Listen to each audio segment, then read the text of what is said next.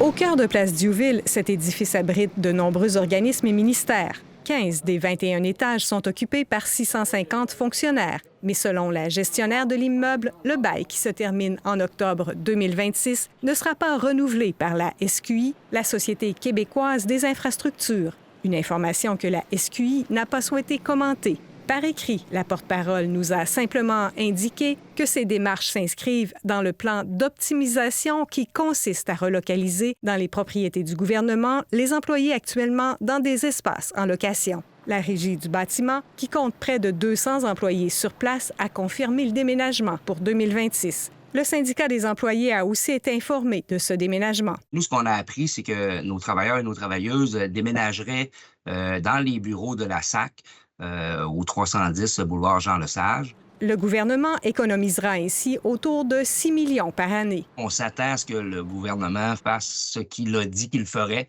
donc d'éliminer les coûts dans les prochaines années en rapatriant les travailleurs et les travailleuses dans des locaux qui lui appartiennent.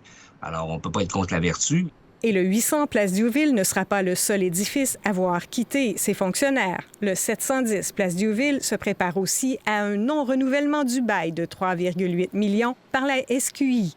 Un représentant du propriétaire indique qu'il peaufine des plans pour transformer l'immeuble à bureaux en immeuble à logement. En périphérie du centre-ville, secteur Saint-Roch, on parle de 20 à 22 % de disponibilité actuellement.